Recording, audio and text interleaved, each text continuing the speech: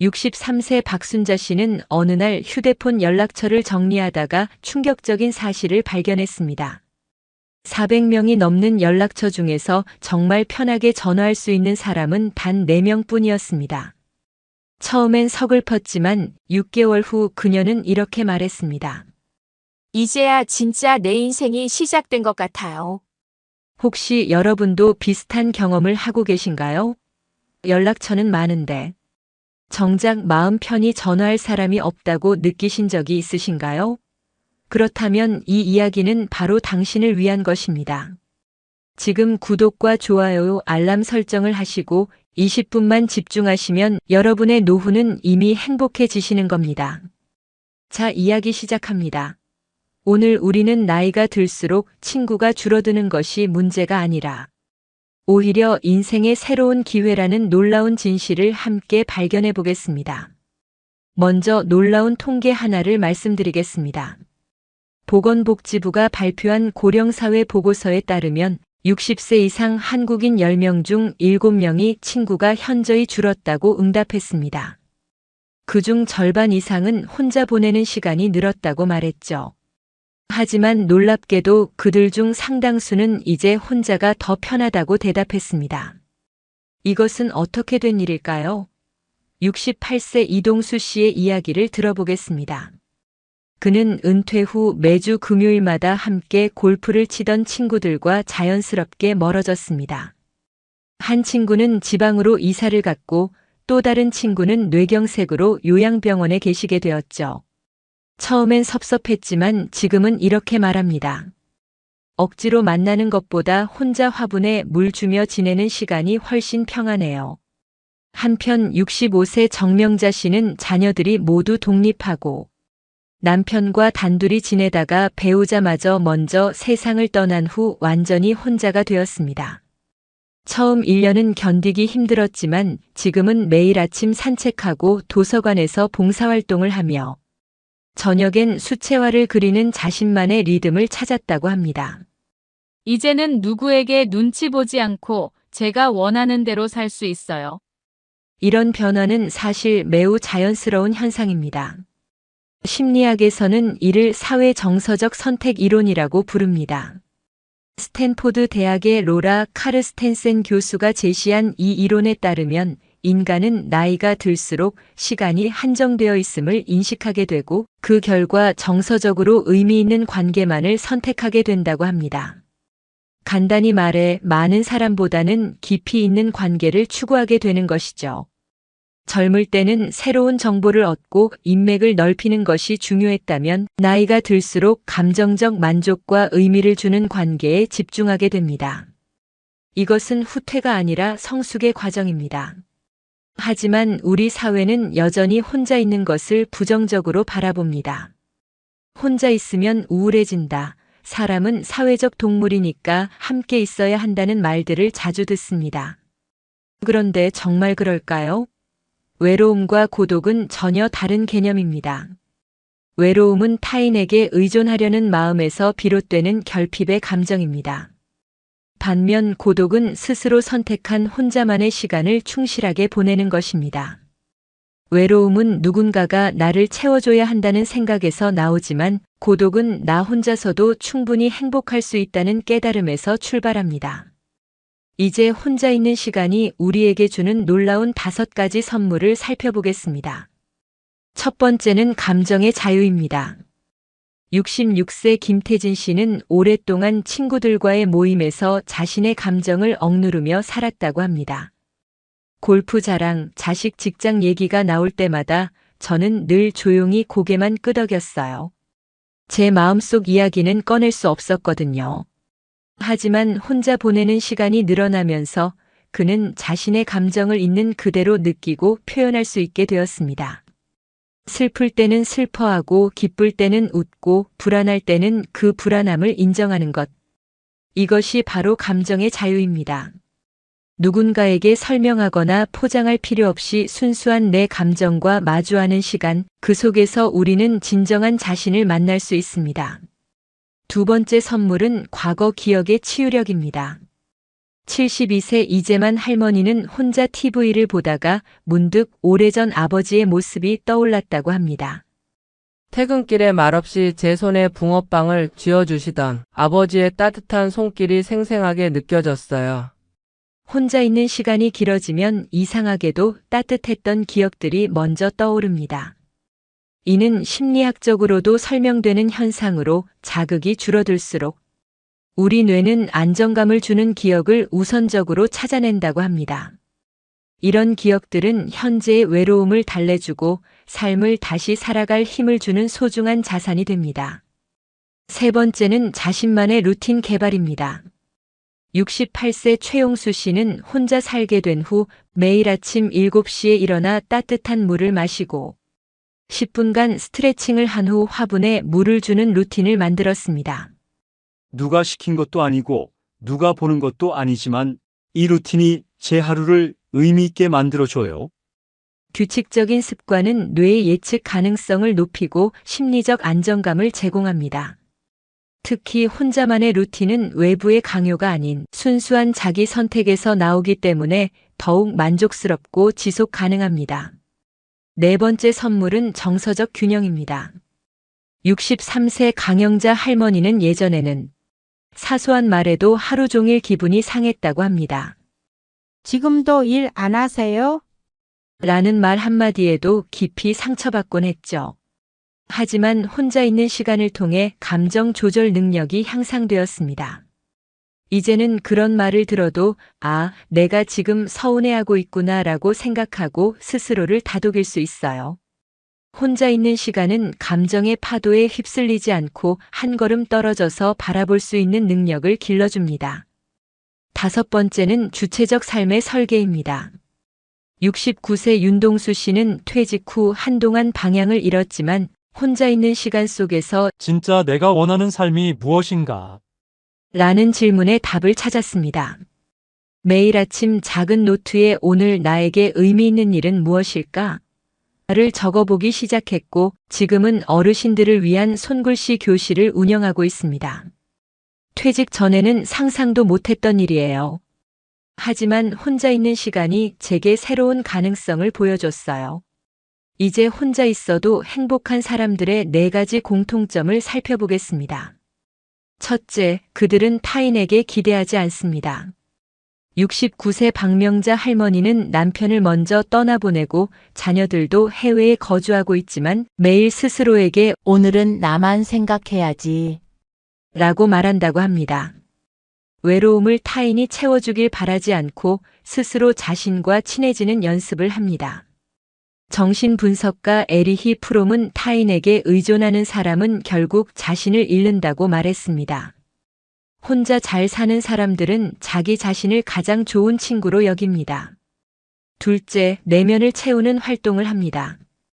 66세 김태진 씨는 혼자 있는 시간을 무기력에 빠지는 시간이 아니라 자신을 성장시키는 시간으로 활용합니다. 하루 한 줄 일기부터 시작해서 지금은 그 일기를 엮어 노년의 손글씨라는 소책자까지 냈습니다. 손으로 글씨를 쓰다 보면 마음이 정리돼요. 힘들었던 일도 지나고 보면 다 괜찮아지더라고요.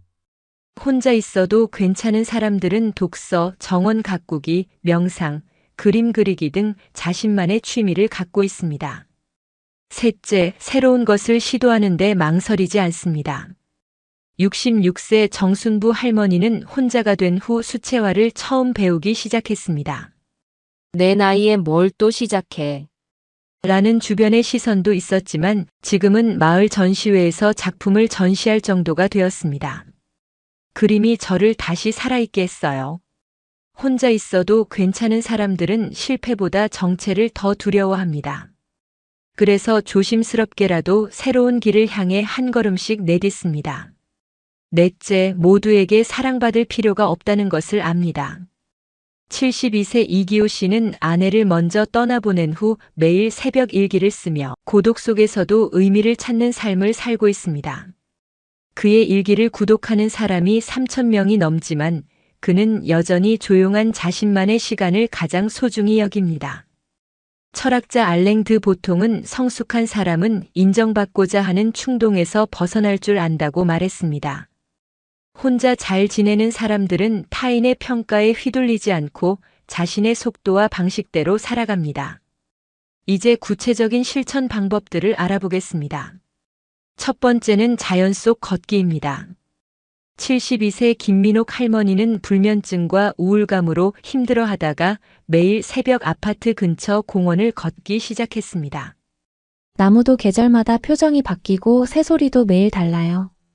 사람 목소리는 없어도 자연과 대화하는 기분이에요. 자연 속 걷기는 과학적으로도 입증된 치유 효과가 있습니다. 15분만 숲길을 걸어도 스트레스 호르몬인 코르티솔이 평균 16% 감소한다는 연구 결과가 있습니다. 두 번째는 전자기기 없는 시간 만들기입니다. 68세 박도현 씨는 스마트폰을 손에서 놓지 못해 혼자 있는 시간이 지루하고 불안했다고 합니다. 하지만 휴대폰 없이 30분만 걷는 실험을 해본 후 변화를 느꼈습니다. 바람 소리, 신발이 땅에 닿는 소리, 사람들의 인사 소리가 들려왔어요. 이게 진짜 세상이었구나 싶었죠. 그는 이제 스마트폰 없는 산책을 하루 재부팅이라고 부릅니다. 세 번째는 미뤄둔 취미 시작하기입니다. 전업주부로 40년을 산 70세 정혜순 할머니는 젊을 때 꿈꿨던 미술을 다시 시작했습니다. 문화센터 수채화 클래스를 신청한 순간 심장이 뛰는 것을 느꼈다고 합니다. 붓을 잡은 첫날 눈물이 났어요. 이게 나였구나 싶었어요. 혼자 있는 시간은 오래 묻어둔 꿈들을 다시 꺼내볼 수 있는 기회입니다.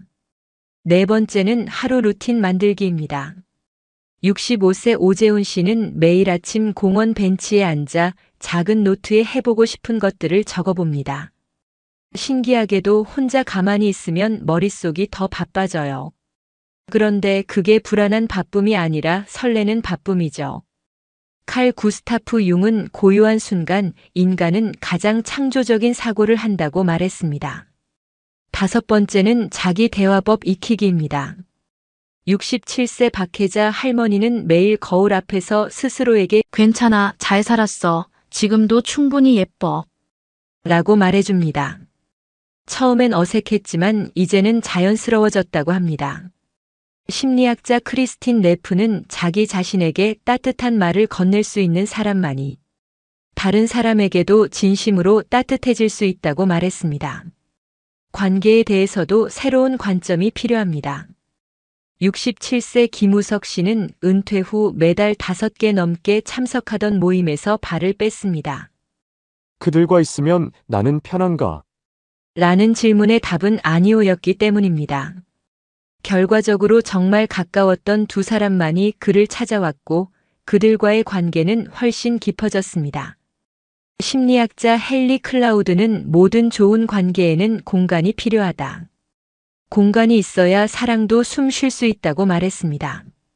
박혜심 할머니는 혼자 산책하다가 자주 마주치는 강아지와 그 보호자를 통해 새로운 인연을 만났고 지금은 함께 마을 청소를 합니다. 억지로 연결하지 않았지만 자연스럽게 다가온 인연이에요. 말이 많이 안 통해도 눈인사 하나면 다 알 수 있어요. 새로운 관계는 단톡방이나 소개팅이 아니라 자연스러운 일상에서 시작되는 경우가 많습니다. 70세 이선우 할머니는 혼자 있는 시간이 익숙해지면서 관계에서도 여유를 갖게 되었다고 합니다.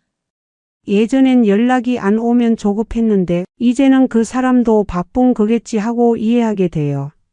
정서적 독립은 관계를 끊는 것이 아니라 상대방을 있는 그대로 받아들일 수 있는 여유를 만들어줍니다.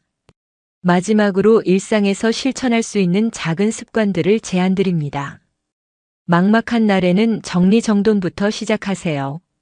옷장이나 식탁 한 곳만 정리해도 마음이 개운해집니다. 누구를 만나지 않아도 아침에는 단정하게 옷을 입으세요.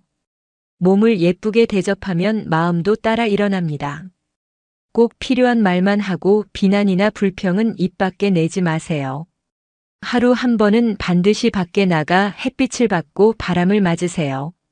단 10분이라도 기분이 환하게 달라집니다.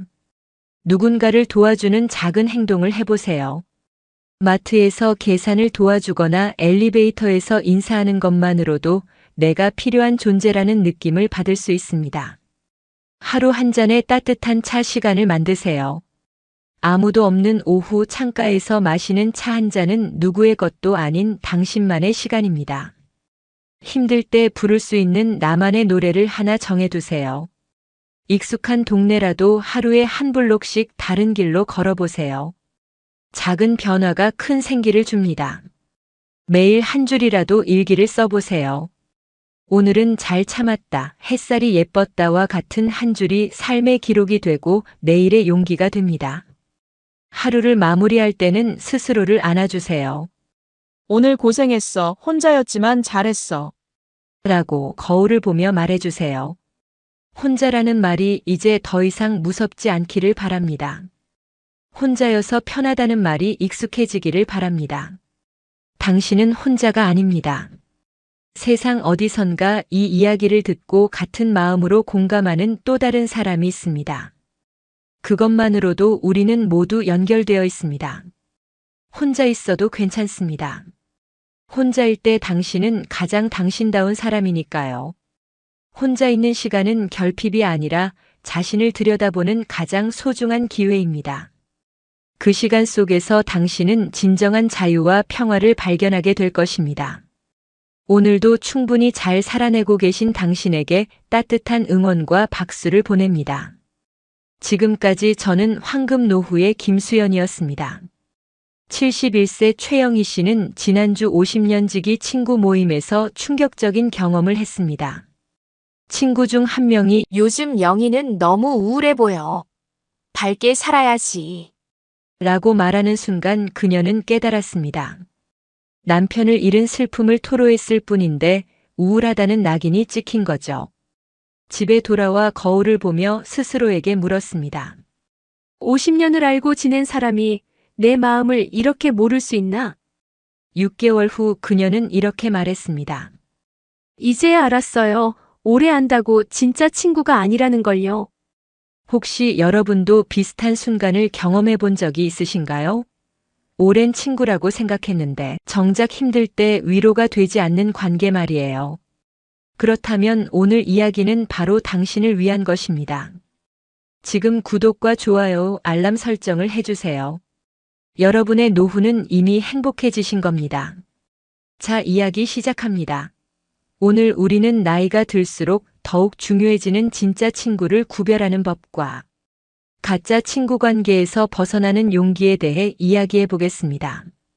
먼저 놀라운 연구 결과 하나를 말씀드리겠습니다. 하버드 대학교 성인발달 연구소에서 80년간 추적 조사한 결과에 따르면 60세 이후 행복도를 결정하는 가장 중요한 요소는 친구의 숫자가 아니라 친구 관계의 질이었습니다. 특히 진정성 있는 관계 세계에서 5개를 유지하는 사람들이 20개 이상의 표면적 관계를 유지하는 사람들보다 삶의 만족도가 47% 높게 나타났죠. 더욱 놀라운 건 질 좋은 관계를 가진 사람들의 치매 발병률이 34% 낮았다는 점입니다. 이것은 어떻게 된 일일까요? 바로 60대 이후에는 관계의 양보다 질이 건강과 행복을 좌우한다는 뜻입니다. 68세 박정수 씨의 이야기를 들어보겠습니다. 그는 은퇴 후 매주 목요일마다 동창 모임에 참석했습니다. 30명이 넘는 대규모 모임이었죠. 하지만 매번 집에 돌아오면 기분이 이상했다고 합니다. 다들 성공 자랑만 하고 병원 얘기만 하더라고요. 정작 제가 요양원에 계신 어머니 때문에 힘들다고 하니까 그럴 수 있지라며 화제를 돌리더군요. 어느 날 그는 용기를 내어 모임 참석을 중단했습니다. 처음엔 섭섭했지만 6개월 후 진짜 친구 2명이 따로 연락을 해왔고 지금은 그 2사람과 소소하지만 깊이 있는 대화를 나누며 지낸다고 합니다. 30명이 있을 때보다 2명이 있을 때가 훨씬 마음이 편해요. 한편 73세 김혜자 씨는 더욱 극적인 경험을 했습니다. 아들이 실직해서 힘들다고 털어놨더니 우리 아들은 의사야. 라며 자랑을 늘어놓는 친구를 보며 깨달았다고 합니다. 아, 이 사람은 내 아픔에 공감하는 게 아니라 자기 우월감을 확인하고 싶어 하는구나. 그 후 그녀는 진짜 위로를 주는 사람과 그렇지 않은 사람을 명확히 구분하게 되었습니다. 지금은 진짜 마음을 털어놓을 수 있는 친구 3명만 남았는데 이게 훨씬 행복해요. 이런 변화는 단순한 개인적 경험이 아닙니다. 노년학 연구에서는 이를 사회적 선별 현상이라고 부릅니다. 옥스퍼드 대학의 로빈 던바 교수에 따르면 인간은 나이가 들수록 감정적 에너지가 한정되어 있음을 깨닫고 진정으로 의미 있는 관계에만 투자하게 된다고 합니다. 이것은 소극적 태도가 아니라 지혜로운 선택입니다. 젊을 때는 많은 사람을 알고 지내는 것이 자원이었다면 나이가 들수록 진정성 있는 관계만이 진짜 자원이 되는 것이죠. 하지만 우리 사회는 여전히 친구가 많아야 좋다, 모임에 빠지면 안 된다는 압박을 줍니다. 특히 한국 문화에서는 정이라는 이름으로 질 나쁜 관계도 유지해야 한다는 부담이 있죠. 그런데 정말 그래야 할까요? 이제 진짜 친구와 가짜 친구를 구별하는 5가지 명확한 기준을 알려드리겠습니다. 첫 번째는 감정 반응의 차이입니다. 69세 이순자 씨는 무릎 수술을 받는다고 했을 때 친구들의 반응이 완전히 달랐다고 합니다. 어떤 친구는 아이고 얼마나 아프겠어. 내가 병원까지 데려다 줄게라고 했고 다른 친구는 요즘 다들 그래. 나도 어깨가 아픈데라며 자기 얘기를 시작했다고 해요. 진짜 친구는 당신의 감정에 먼저 반응하고 가짜 친구는 자신의 경험과 비교부터 합니다. 당신이 슬플 때 함께 슬퍼해주고 기쁠 때 진심으로 축하해주는 사람, 그런 사람이 진짜 친구입니다. 심리학자 칼 로저스는 진정한 공감은 상대방의 감정을 자신의 것처럼 느끼는 것이라고 정의했습니다. 두 번째는 시간 투자의 질입니다. 66세 강민수 씨는 아내를 잃고 힘들어할 때 친구들의 다른 반응을 목격했습니다. 어떤 친구는 힘내라는 문자만 보냈고 다른 친구는 말없이 집에 와서 함께 술 한 잔을 마셨다고 합니다. 말이 필요 없었어요. 그냥 곁에 있어 주는 것만으로도 위로가 됐어요. 진짜 친구는 당신에게 시간을 투자하고 가짜 친구는 시간을 소비합니다.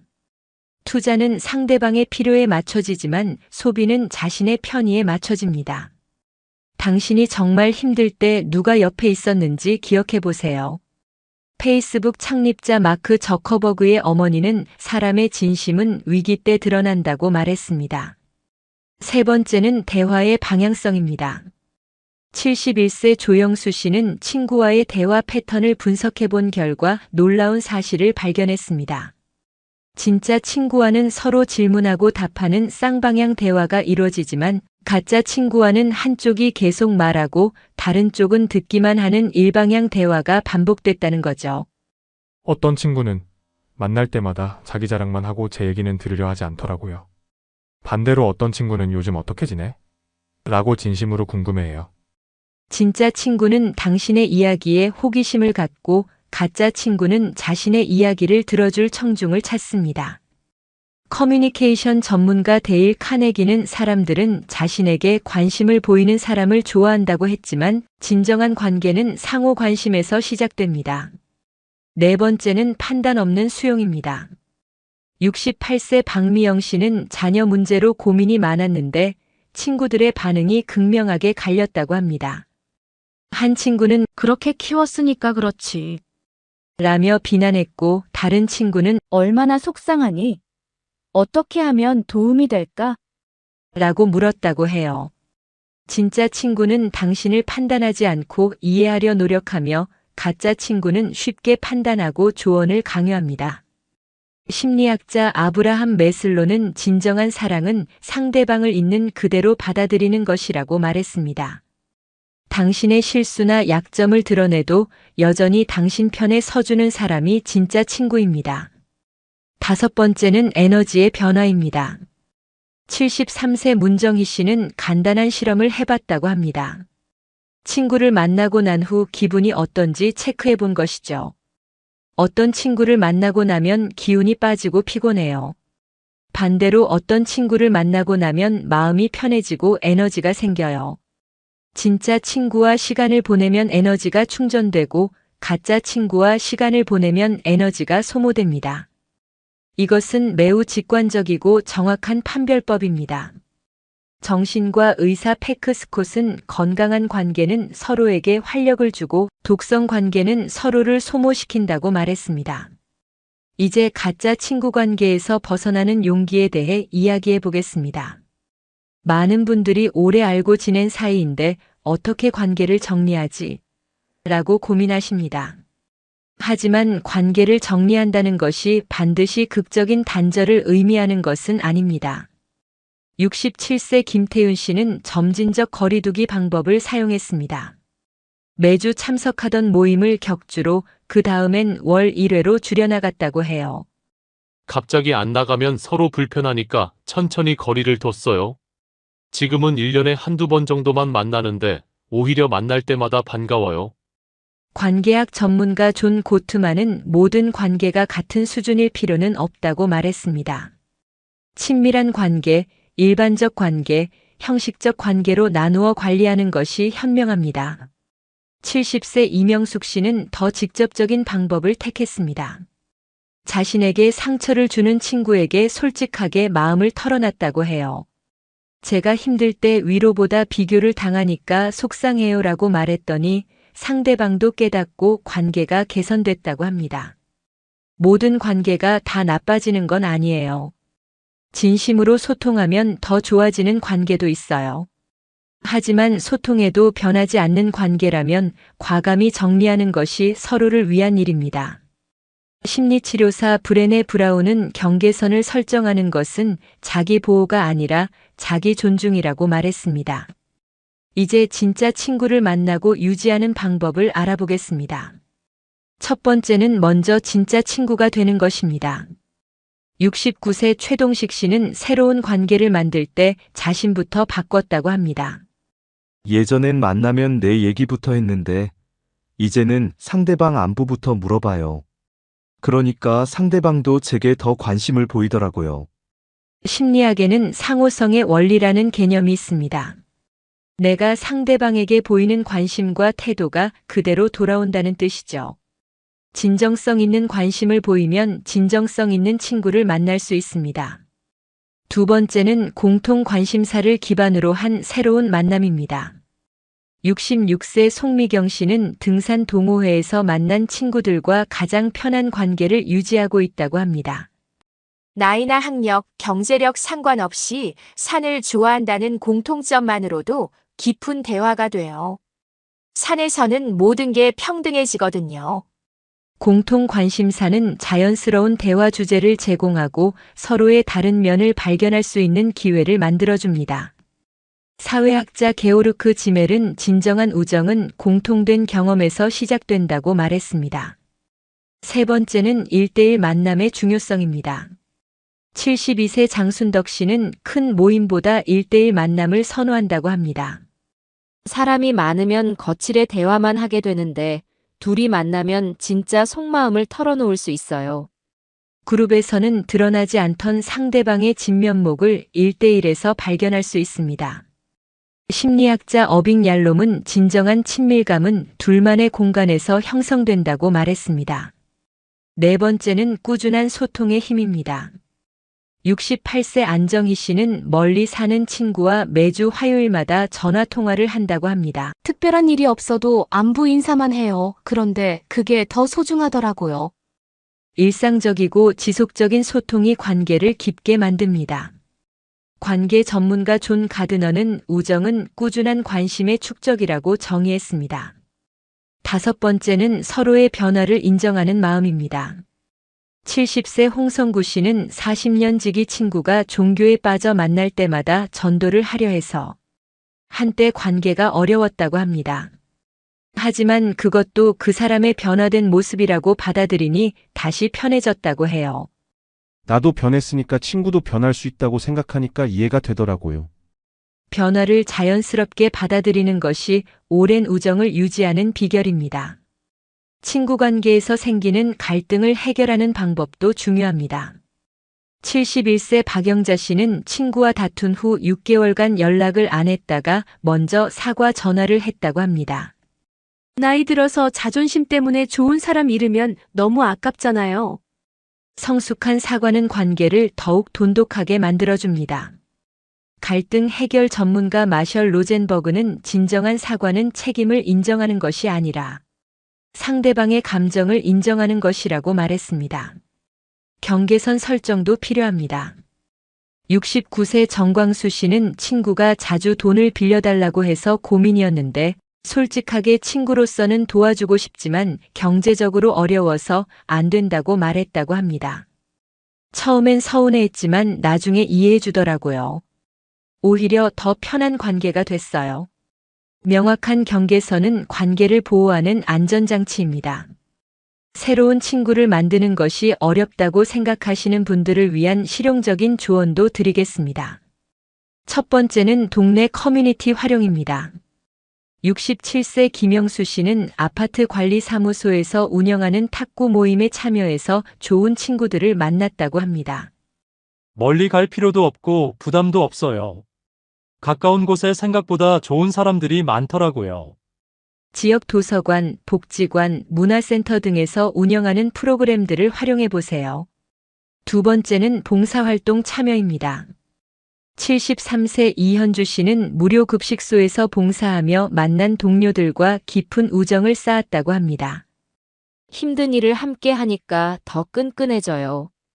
서로 돕는 마음이 같아서 그런지 이해도 잘 되고요. 같은 목적을 위해 함께 노력하는 과정에서 자연스럽게 형성되는 관계는 매우 견고합니다. 세 번째는 취미 활동을 통한 만남입니다. 65세 조명희 씨는 수채화 클래스에서 만난 동기들과 지금도 매월 전시회를 관람한다고 합니다. 같은 것을 배우니까 공통 화제도 많고 서로 격려도 하게 되더라고요. 배움의 과정에서 만나는 사람들은 성장과 발전이라는 공통된 목표를 가지고 있어서 긍정적인 에너지를 나눌 수 있습니다. 네 번째는 온라인 모임의 활용입니다.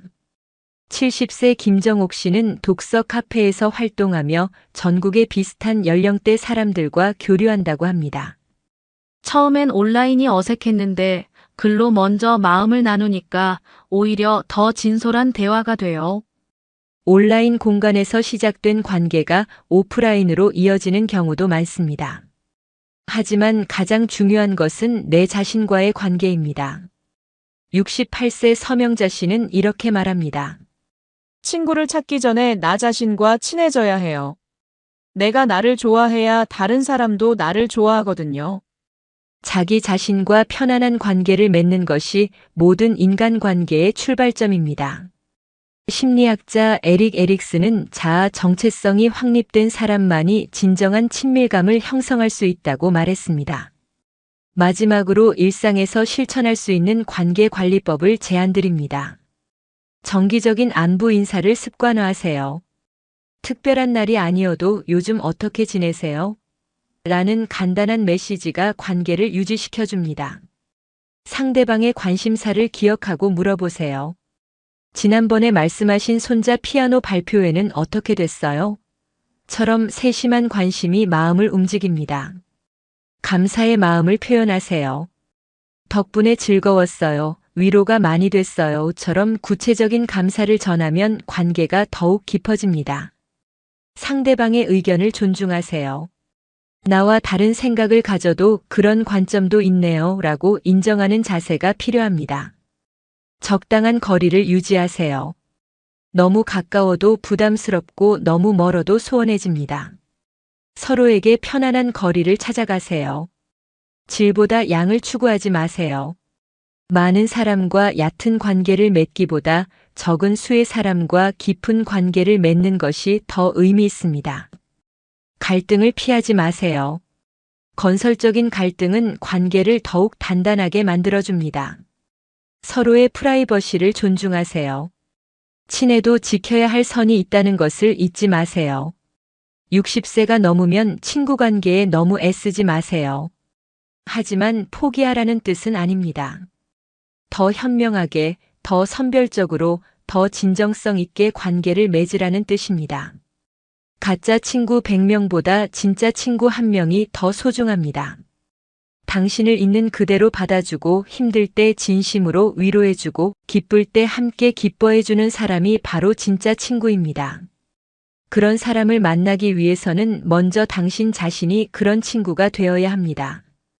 오늘부터 관계의 양이 아닌 질에 집중해 보세요.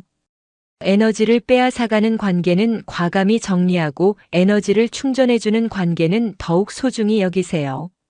나이가 들수록 시간은 더욱 소중해집니다. 그 소중한 시간을 진짜 가치 있는 사람들과 함께 보내시기 바랍니다. 당신은 좋은 친구를 가질 자격이 충분합니다. 당신도 누군가에게 소중한 친구가 될 수 있습니다. 진정한 우정은 나이가 들수록 더욱 깊어지고 의미 있어집니다. 오늘도 진짜 관계를 위해 노력하시는 당신에게 따뜻한 박수를 보냅니다. 지금까지 저는 황금 노후의 김수연이었습니다. 행복한 하루 되세요. 미영 씨 또 전화했어요. 이번엔 뭐냐면요.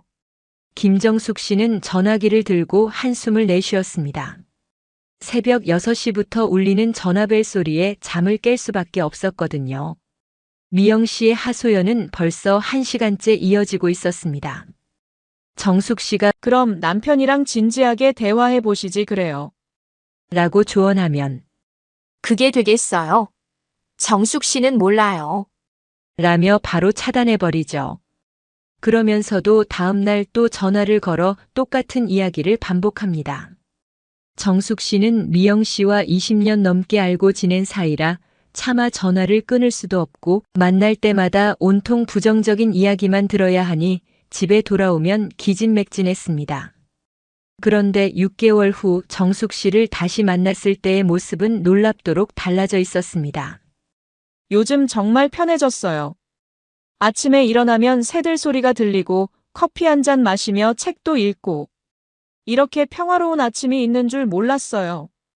대체 정숙 씨에게 무슨 일이 일어난 걸까요?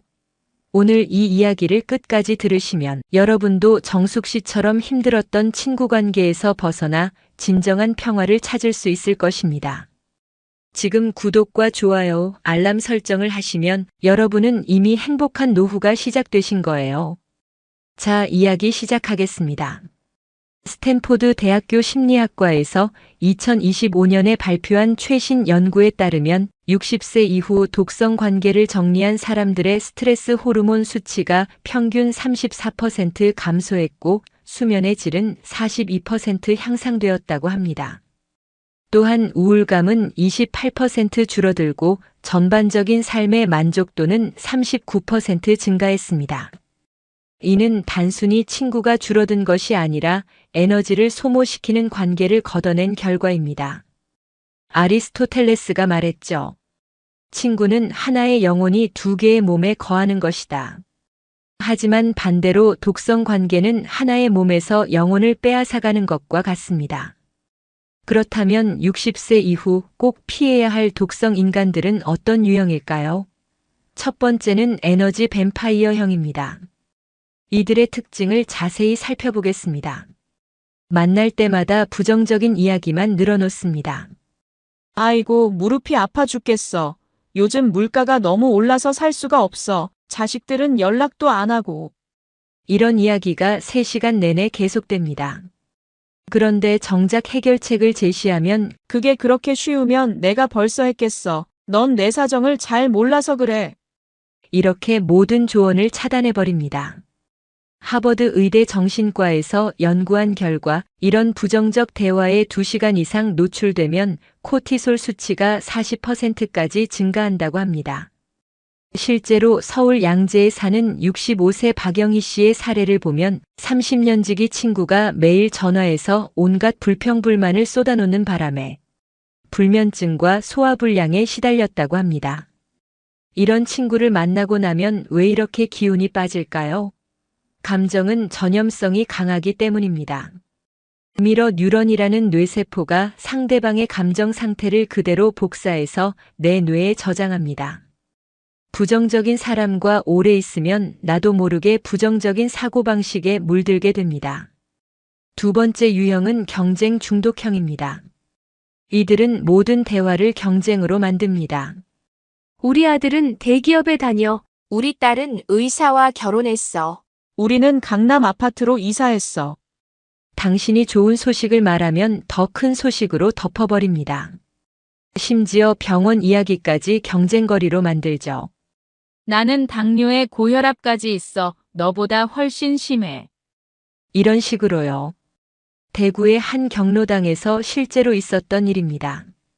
한 할머니가 손자가 전교 1등 했다고 자랑하자 다른 할머니가 우리 손자는 영어 말하기 대회에서 1등 했는데 뭐. 라고 맞받아쳤습니다. 그 결과 경로당 분위기가 완전히 경직되고 두 할머니는 서로 말을 안 하게 되었죠. UC 버클리 대학의 2025년 연구에 따르면 만성적인 경쟁 관계에 노출된 노인들의 혈압이 평균 15mm 높게 나타났습니다. 경쟁은 스트레스 호르몬인 코티솔을 지속적으로 분비시켜 심혈관 질환의 위험을 높입니다. 공자가 이런 말을 했습니다. 진정한 어른은 조화를 이루되 무조건 따라가지는 않지만 속 좁은 사람은 겉으로만 똑같이 행동하면서 속마음은 화합하지 못한다는 뜻입니다. 세 번째는 가십 중독형입니다.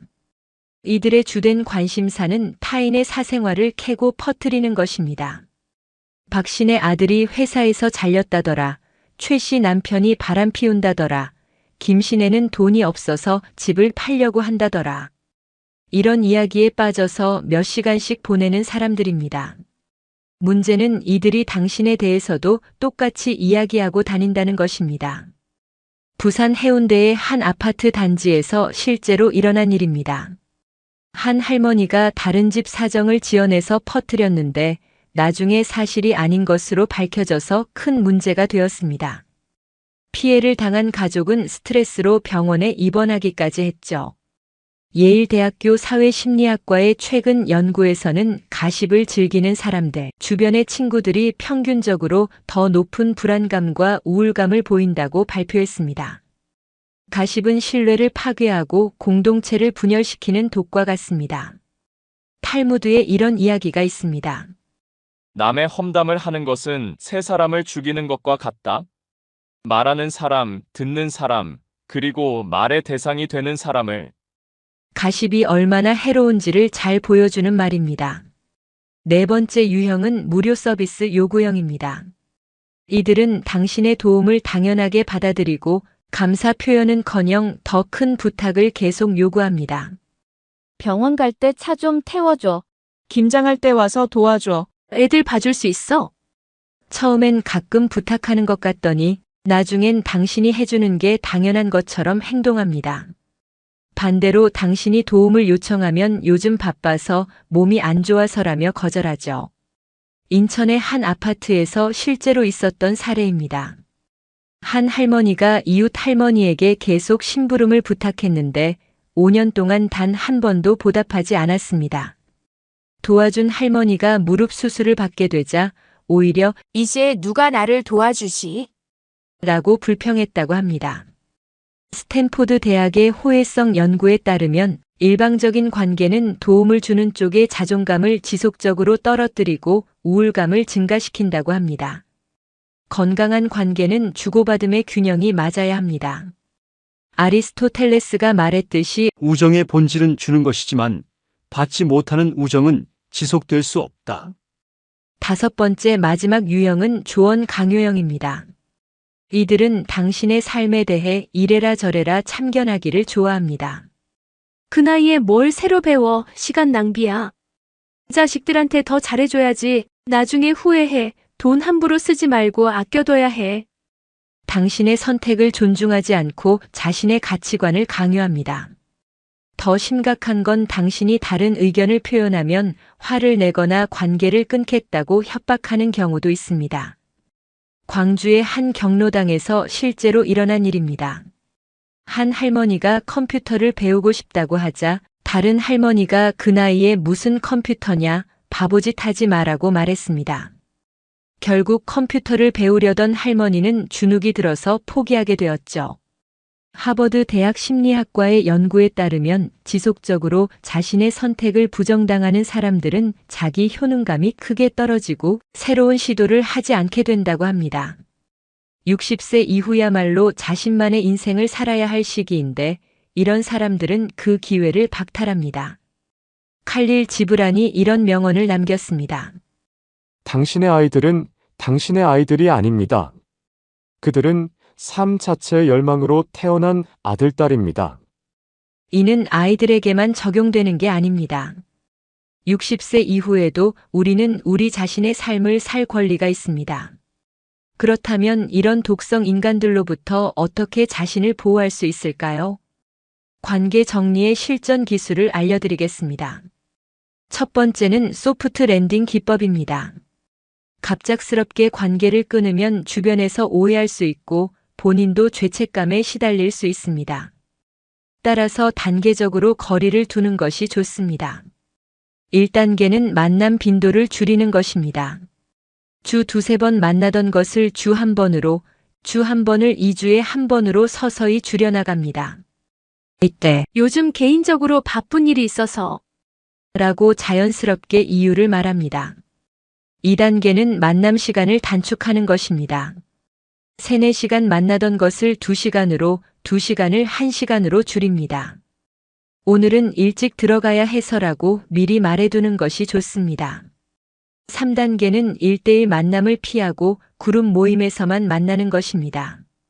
여러 사람이 함께 있으면 독성 행동이 어느 정도 제한되고 당신이 받는 스트레스도 분산됩니다. 4단계는 특별한 날에만 안부를 묻는 관계로 전환하는 것입니다. 생일, 명절 정도에만 짧은 인사를 나누는 정도로 관계를 유지합니다. 두 번째는 명확한 경계선 설정법입니다. 독성 인간들은 당신의 호의를 악용하려고 합니다. 따라서 분명한 선을 그어야 합니다. 거절의 기술부터 살펴보겠습니다. 요즘 개인적인 시간이 필요해서요. 라고 말하면 됩니다. 구체적인 이유를 설명할 필요는 없습니다. 자세히 설명하면 오히려 반박당하거나 더 많은 부탁을 받을 수 있습니다. 건강상 무리하면 안 된다고 해서요. 더 좋은 표현입니다. 60세 이후라면 건강 관리가 최우선이라는 것을 누구나 이해할 수 있기 때문입니다. 가족과 보내는 시간을 늘리려고요. 라고 하는 것도 효과적입니다. 가족보다 우선시될 수 있는 관계는 많지 않기 때문입니다. 대화 차단 기술도 중요합니다. 부정적인 화제가 나올 때는 그런 얘기는 우울해져서 다른 얘기하자. 라고 자연스럽게 주제를 바꿉니다. 가십이 시작되면 그분 얘기는 하지 말자. 본인이 들으면 기분 나쁠 것 같아. 라고 말합니다. 과도한 조언을 받을 때는 고마운데 내가 좀 더 생각해 볼게라고 정중하게 거절합니다. 세 번째는 완전 단절이 필요한 경우입니다. 모든 관계를 점진적으로 정리할 수 있는 것은 아닙니다. 레드라인을 넘는 행동을 하는 사람들과는 즉시 관계를 끊어야 합니다. 당신을 모독하거나 인격 모독하는 경우가 첫 번째입니다. 너는 정말 바보 같아. 그래서 자식들이 안 찾아오는 거야. 같은 말을 하는 사람들입니다. 이런 말은 단순한 실수가 아니라 상대방을 의도적으로 상처 주려는 악의적 행동입니다. 금전적 피해를 주는 경우도 즉시 단절해야 합니다. 돈을 빌려가고 갚지 않거나 투자를 권유해서 손해를 보게 하거나 물건을 훔치는 등의 행동을 하는 사람들입니다. 가족에게 해를 끼치는 경우도 마찬가지입니다.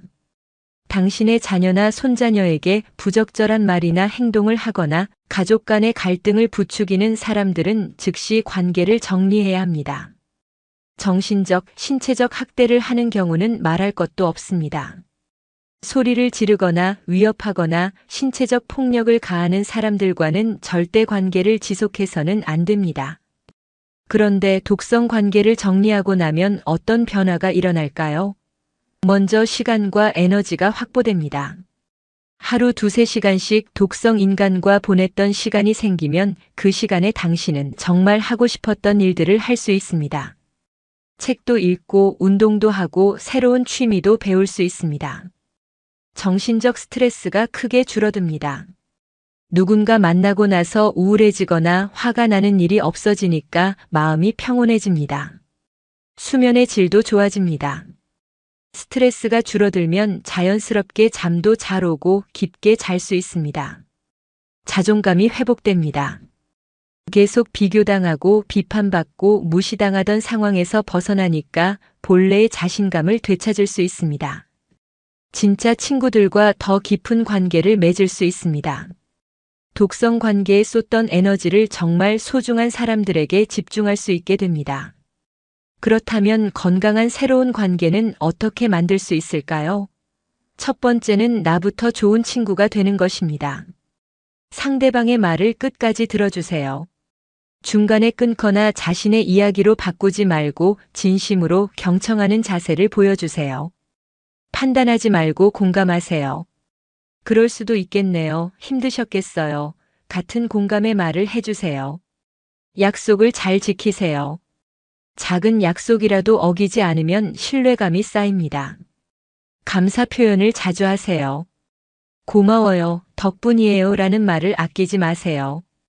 두 번째는 건강한 모임을 찾는 것입니다. 배움이 있는 모임에 참여해 보세요. 독서 토론회, 역사 강해, 문화센터 수업 등에서는 지적인 자극을 받으면서 좋은 사람들을 만날 수 있습니다.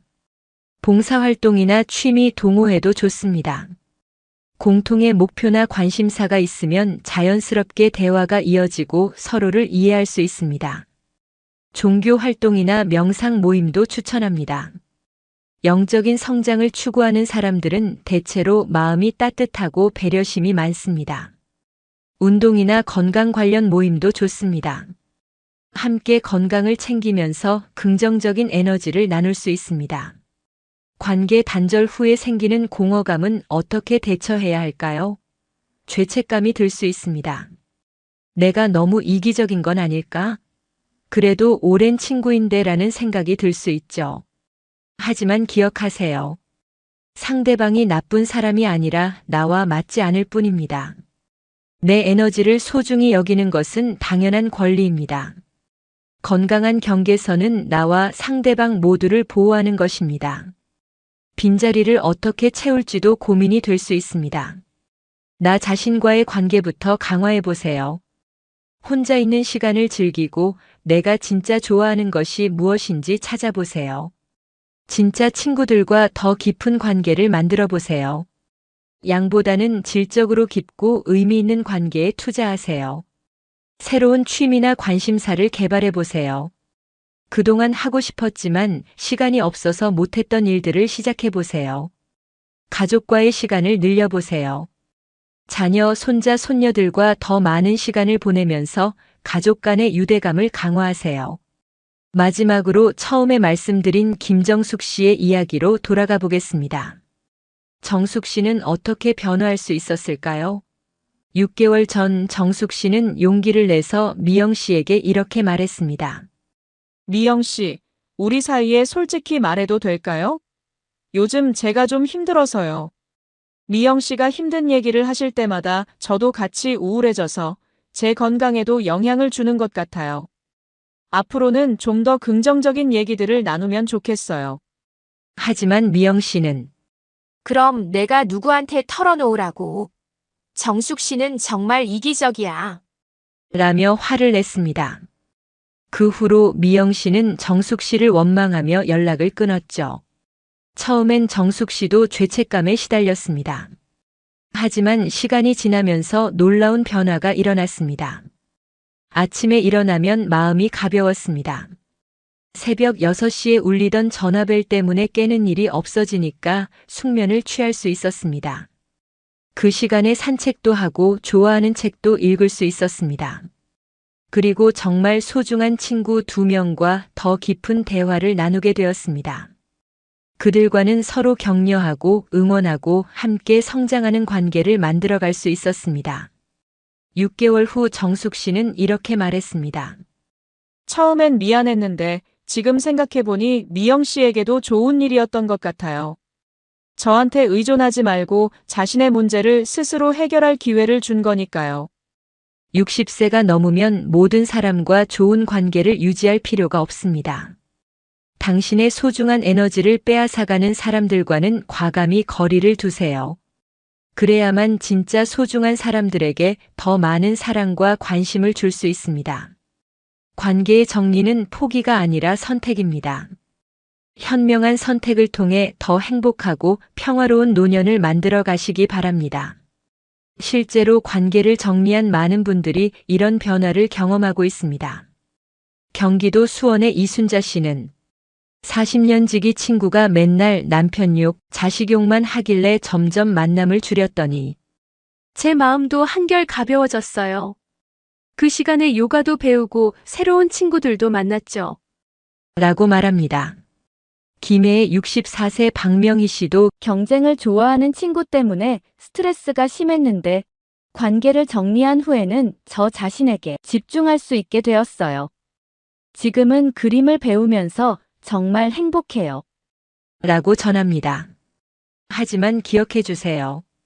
관계 정리가 모든 사람에게 적용되는 것은 아닙니다. 가족이나 정말 오랜 인연이라면 한 번 더 대화해 보는 것도 방법입니다. 요즘 내가 예민해서 그런지 부정적인 얘기를 들으면 힘들어져요. 우리 좀 더 즐거운 얘기 나누면 안 될까요? 라고 솔직하게 마음을 털어놓아 보세요. 상대방이 진짜 친구라면 당신의 마음을 이해하고 변화하려고 노력할 것입니다. 그래도 변하지 않는다면 그때 관계를 정리하는 것도 늦지 않습니다. 또한 새로운 관계를 만들 때는 조급해하지 마세요. 좋은 관계는 하루아침에 만들어지지 않습니다. 천천히 자연스럽게 진정성을 가지고 다가가세요. 상대방의 관심사에 귀 기울이고 작은 배려를 보여주고 약속을 지키는 것부터 시작하세요. 그러면 분명히 당신을 진심으로 소중히 여기는 사람들을 만날 수 있을 것입니다. 마더 테레사가 이런 명언을 남겼습니다. 우리는 위대한 일을 할 수 없다. 단지 작은 일들을 큰 사랑으로 할 수 있을 뿐이다. 인간관계도 마찬가지입니다. 거창한 관계가 아니라 진심이 담긴 작은 관심과 배려가 쌓여서 진짜 우정이 됩니다. 60세 이후의 인생은 양이 아닌 질의 시간입니다. 에너지를 낭비하지 말고 정말 소중한 관계에 투자하세요. 독성 관계를 정리하는 것이 처음엔 어려울 수 있습니다. 오랜 습관을 바꾸는 것은 언제나 힘든 일이니까요. 하지만 용기를 내어 첫걸음을 내디뎌 보세요. 한 달만 실천해봐도 확실한 변화를 느낄 수 있을 것입니다. 아침에 일어날 때의 기분부터 달라집니다. 무거운 마음 대신 가벼운 마음으로 하루를 시작할 수 있습니다.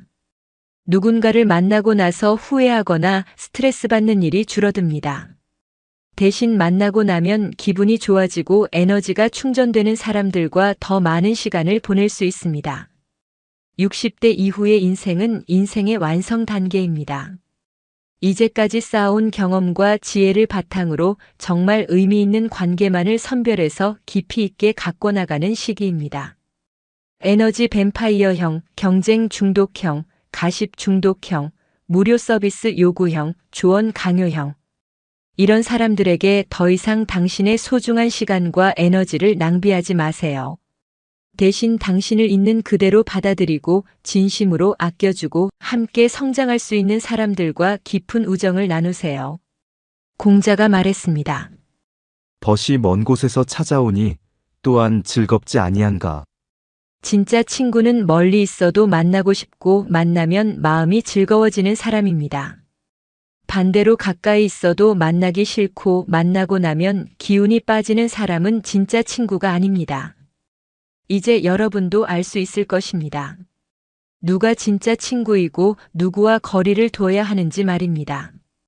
오늘 이 영상이 여러분의 인생의 작은 변화의 시작이 되기를 바랍니다. 독성 관계로 고생하고 계신 분들이라면 더 이상 혼자 끙끙 앓지 마시고 용기를 내어보세요. 여러분의 평화롭고 행복한 노년을 위해서는 때로는 단호한 선택이 필요합니다. 오늘 영상이 마음에 드셨다면 구독과 좋아요, 알림 설정 부탁드리고 오늘도 행복한 하루 되세요. 지금까지 황금노후였습니다. 희진 씨는 올해 64세입니다. 작년에 남편을 떠나보내고 혼자 살게 된 지 이제 1년이 넘었습니다. 처음엔 정말 막막했어요. 40년 넘게 함께 살던 사람이 갑자기 없어지니 집안이 너무 조용하고 말 상대도 없고 뭘 해야 할지 모르겠더라고요. 그래서 예전 직장 동료들이나 동네 친구들에게 자주 연락을 했습니다. 만나서 밥도 먹고 수다도 떨고 그랬어요. 그런데 이상하게도 시간이 지날수록 그런 만남들이 점점 부담스러워지기 시작했습니다. 희진 씨가 처음 이상함을 느낀 건 예전 직장 동료 박선영 씨와의 만남에서였습니다. 선영 씨는 희진 씨보다 3살 어린 61세로 아직 남편도 건강하고 자식들도 잘 되어서 늘 활기차고 밝은 분이었어요. 둘이 카페에서 만나 이야기를 나누는데 선영 씨가 계속 자신의 자랑 이야기만 하는 겁니다.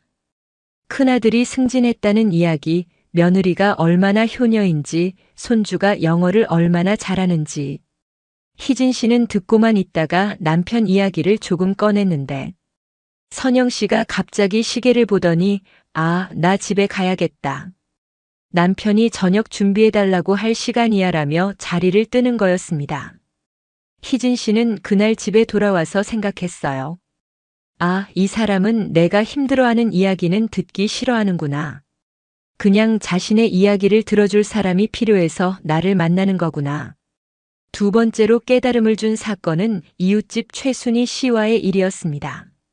순희 씨는 72세로 희진 씨와 같은 아파트 단지에 살고 있었어요. 남편이 일찍 돌아가셔서 혼자 사는 지 10년이 넘었다고 했습니다. 희진 씨는 순희 씨가 자신의 상황을 이해해 줄 거라고 생각했어요. 그래서 자주 만나서 이야기를 나누곤 했죠. 그런데 순희 씨는 만날 때마다 불평과 푸념만 늘어놓는 겁니다. 자식들이 안 찾아온다. 몸이 아픈데 아무도 돌봐주지 않는다. 세상이 왜 이렇게 각박해졌는지 모르겠다.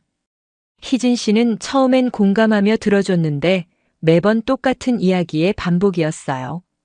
게다가 순희 씨는 희진 씨의 이야기는 별로 관심이 없어 보였습니다. 희진 씨가 뭔가 이야기를 시작하면 그런데 말이야라며 또 자신의 푸념으로 화제를 돌려버리곤 했죠. 세 번째 사건은 희진 씨에게 결정적이었습니다. 고등학교 동창인 이명자 씨와의 만남이었어요. 이명자 씨는 66세로 아직 남편이 살아계시고 자식들도 모두 잘 되어서 경제적으로 여유가 있는 분이었습니다. 둘이 백화점에서 만나 쇼핑을 하게 되었는데 이명자 씨가 몇십만 원짜리 가방을 별 생각 없이 사는 걸 보고 희진 씨는 위축되기 시작했어요. 자신은 남편 사망 후 경제적으로 빠듯해져서 웬만한 건 다 아껴 쓰고 있는데 말이죠.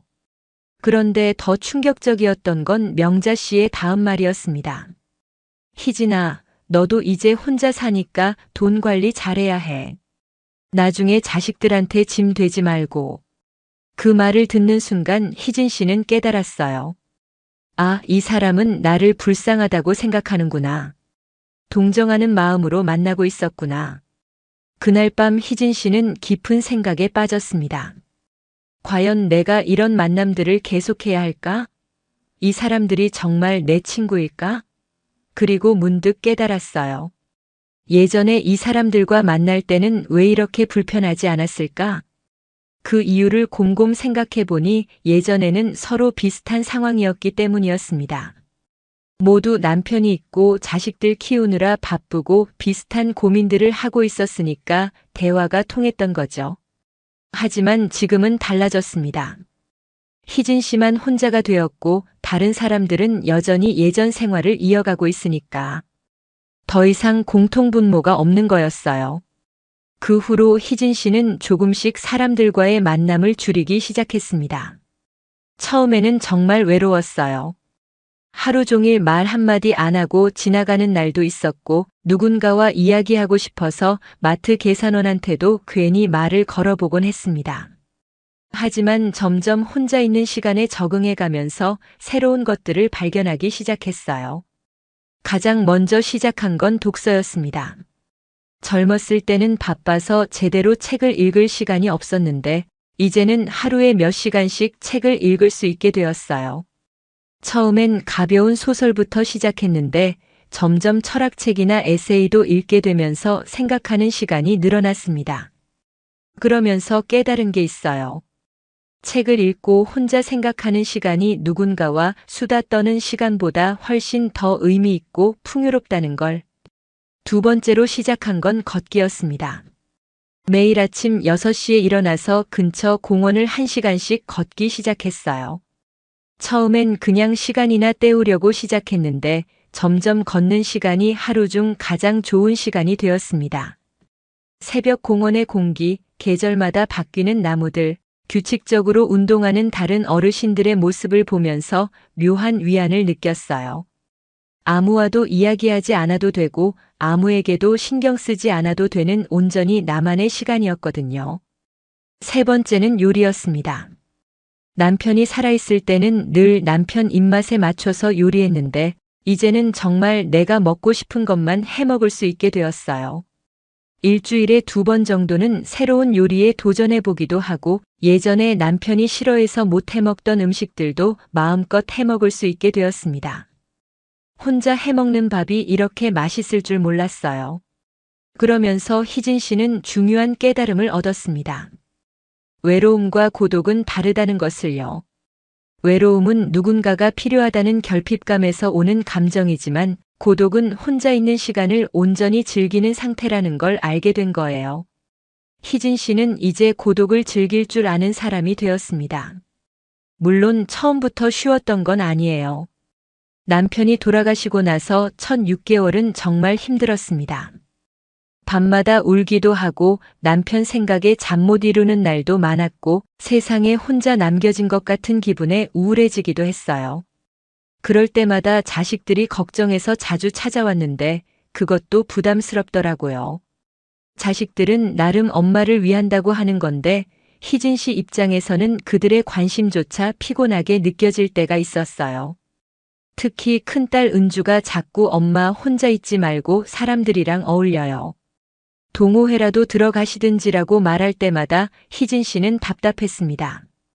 혼자 있는 게 좋은데 왜 자꾸 사람들과 어울리라고 하는지 이해할 수 없었거든요. 은주는 엄마가 우울해질까봐 걱정하는 마음이었지만 희진 씨에게는 그런 걱정 자체가 부담이었어요. 그러던 어느 날 희진 씨는 자신의 변화를 확실하게 느꼈습니다. 예전 직장 동료들이 송년회를 한다며 연락이 왔는데 전혀 가고 싶지 않은 거예요. 예전 같으면 반가워하며 참석했을 텐데 이제는 그런 자리가 귀찮고 피곤하게 느껴졌습니다. 가봤자 다들 자신의 자랑만 하거나 남 흉이나 보고 올 게 뻔하니까요. 희진 씨는 정중하게 거절했습니다. 요즘 몸이 좀 안 좋아서 집에서 쉬려고 해요. 그 후로 희진 씨는 확실히 깨달았어요. 나이가 들수록 친구가 줄어드는 건 자연스러운 일이고 굳이 억지로 관계를 유지할 필요가 없다는 걸. 오히려 혼자 있는 시간이 훨씬 더 평안하고 의미 있다는 걸 말이죠. 또 다른 사례는 강미경 씨입니다. 미경 씨는 71세, 5년 전 남편과 사별했고 지금은 혼자 살고 있어요. 처음에는 정말 힘들었다고 해요. 40년 넘게 함께 살던 사람이 없어지니까 모든 게 낯설고 무서웠대요. 그래서 종교 모임에도 나가고 경로당에도 나가고 동네 부녀회 활동도 열심히 했어요. 사람들과 함께 있으면 외롭지 않을 거라고 생각했거든요. 하지만 시간이 지나면서 미경 씨는 깨달았어요. 사람들과 함께 있어도 외로울 수 있다는 걸.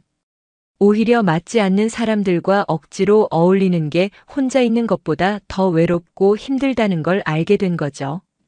특히 경로당에서 만난 어떤 할머니는 늘 다른 사람들 험담만 하고 종교 모임에서 만난 사람들은 자신만 옳다는 식으로 이야기해서 오히려 스트레스만 받았어요. 그래서 미경 씨는 모든 모임을 그만두고 혼자만의 시간을 갖기 시작했습니다. 그리고 평생 해보고 싶었던 그림을 배우기 시작했어요. 문화센터 수채화 강의를 들으면서 새로운 취미를 발견한 거죠. 그림을 그리는 시간은 정말 몰입도가 높아서 몇 시간이 지나도 지루하지 않았어요. 게다가 실력이 늘어가면서 느끼는 성취감도 컸고요. 이렇게 두 분의 이야기를 통해 알 수 있는 건 나이가 들수록 친구가 줄어드는 건 자연스러운 현상이라는 겁니다. 그리고 그 이유는 명확해요. 첫 번째 이유는 환경 변화입니다. 젊었을 때는 모두 비슷한 상황에서 살았어요. 직장 다니고 결혼하고 아이 키우고. 그러다 보니 공통된 관심사와 고민이 있었죠. 하지만 나이가 들면서 각자의 상황이 달라집니다. 누구는 아직 남편이 있고, 누구는 혼자가 되고, 누구는 경제적으로 여유롭고, 누구는 빠듯하고. 이렇게 환경이 달라지면 자연스럽게 대화할 거리도 줄어들고 서로 이해하기 어려워집니다. 두 번째 이유는 시간의 유한성을 깨닫기 때문입니다. 50세가 넘어가면 누구나 느끼는 게 있어요. 내 인생이 무한하지 않다는 것. 그러면 자연스럽게 인간관계에도 선별적이 됩니다. 정말 의미 있는 관계가 아니라면 굳이 시간과 에너지를 투자하지 않게 되는 거죠. 젊었을 때는 그냥 재미로 만나던 사람들도 이제는 만나고 나서 뭔가 헛된 시간을 보낸 것 같다는 생각이 들면 자연스럽게 거리를 두게 됩니다. 세 번째 이유는 가치관의 명확화입니다. 나이가 들수록 자신이 정말 중요하게 생각하는 가치가 무엇인지 명확해집니다. 예전에는 남들과 비슷하게 살려고 노력했다면 이제는 정말 내가 원하는 삶이 무엇인지 알게 되는 거죠. 그러다 보니 자신의 가치관과 맞지 않는 사람들과는 자연스럽게 멀어지게 됩니다. 네 번째 이유는 체력의 한계입니다. 젊었을 때는 매일 사람들과 만나고 어울려도 힘들지 않았지만 나이가 들면 그런 사회적 활동 자체가 피곤해집니다. 사람들과 만나서 대화하고 감정을 맞춰가는 것도 에너지가 많이 드는 일이거든요. 그래서 자연스럽게 꼭 필요한 만남만 하고 나머지는 혼자 있는 시간을 선호하게 됩니다. 다섯 번째 이유는 관심사의 변화입니다. 젊었을 때는 주로 다른 사람들에 대한 관심이 많았어요. 누가 결혼했다, 누가 승진했다, 누구네 아이가 어떻다는 식으로. 하지만 나이가 들수록 그런 것들에 대한 관심이 줄어들고 오히려 자신의 내면이나 정신적인 성장에 더 관심을 갖게 됩니다. 그러다 보니 다른 사람들과의 대화에서 재미를 느끼지 못하게 되는 거죠. 하지만 여기서 중요한 건 이런 변화가 결코 나쁜 것이 아니라는 겁니다. 오히려 자연스럽고 건강한 변화예요. 희진 씨는 이렇게 말합니다. 처음엔 친구들이 줄어드는 게 섭섭하고 외로웠는데 지금은 오히려 감사해요. 억지로 맞춰가며 만나는 것보다 혼자 있는 게 훨씬 편하고 행복하거든요. 그렇다면 혼자서도 잘 지내는 사람들은 어떤 특징이 있을까요? 첫 번째 특징은 타인에게 의존하지 않는다는 것입니다. 혼자서도 잘 지내는 사람들은 누군가 옆에 있어야 마음이 편해지는 의존적인 성향이 없어요. 자신의 감정이나 기분을 다른 사람에게 맡기지 않고 스스로 조절할 줄 알죠. 희진 씨의 경우도 그래요. 처음엔 외로워서 자식들에게 자주 연락했는데 점점 그런 필요성을 느끼지 않게 되었어요. 자신의 기분이나 외로움을 스스로 다룰 수 있게 된 거죠. 두 번째 특징은 자신의 내면을 채우는 활동을 한다는 것입니다. 단순히 시간을 때우는 게 아니라 정말 의미 있고 발전적인 활동을 해요. 희진 씨는 독서와 걷기, 요리를 통해 자신의 내면을 풍요롭게 만들어갔고, 미경 씨는 그림을 통해 새로운 자신을 발견했고요. 이런 활동들은 단순히 시간을 보내는 것이 아니라 자신을 성장시키는 시간이 되는 거예요. 세 번째 특징은 새로운 도전을 두려워하지 않는다는 것입니다. 혼자 있는 시간이 많아지면서 오히려 새로운 것에 대한 도전 정신이 생겨요. 다른 사람들의 시선을 신경 쓰지 않아도 되니까 정말 자신이 하고 싶었던 일들을 시작할 수 있게 되는 거죠. 미경 씨의 경우 71세에 처음 그림을 배우기 시작했는데 주변에서는 이 나이에 뭘 배워서 어쩌려고 라는 시선도 있었어요. 하지만 미경 씨는 신경 쓰지 않았어요. 자신이 즐겁고 의미 있으면 그것으로 충분하다고 생각했거든요. 네 번째 특징은 타인의 평가에 흔들리지 않는다는 것입니다. 혼자서도 잘 지내는 사람들은 다른 사람들이 자신을 어떻게 평가하든 크게 신경 쓰지 않아요. 자신에 대한 확고한 기준이 있고 그 기준에 따라 살아가죠. 희진 씨도 처음엔 혼자 사는 사람이라는 시선이 부담스러웠는데 지금은 전혀 신경 쓰지 않아요. 오히려 혼자서도 잘 살고 있는 사람이라는 자부심을 갖고 있어요. 실제로 혼자 지내는 시간이 주는 장점은 정말 많습니다. 첫째, 스트레스와 불안으로부터 자유로워집니다. 다른 사람들과 만나서 감정을 맞춰가고 기대에 부응해야 한다는 압박감이 없으니까 마음이 한결 편해져요. 둘째, 좋은 기억들을 더 많이 떠올리게 됩니다. 혼자 있을 때는 주로 즐거웠던 과거의 기억들을 떠올리게 되는데 이게 기분을 좋게 만들어줘요. 셋째, 자신을 더 신뢰하게 됩니다. 외부의 영향 없이 스스로 결정하고 그 결과를 받아들이는 경험이 쌓이면서 자신에 대한 확신이 생겨요. 넷째, 자신이 누구인지 더 명확하게 알게 됩니다. 다른 사람들과 함께 있을 때는 무의식적으로 상대방에게 맞춰서 행동하게 되는데 혼자 있으면 진짜 자신의 모습을 발견할 수 있어요. 다섯째, 더 좋은 관계를 선별할 수 있게 됩니다. 혼자 있는 시간을 통해 자신을 잘 알게 되면 어떤 사람과 관계를 맺는 게 자신에게 도움이 되는지 판단할 수 있게 돼요.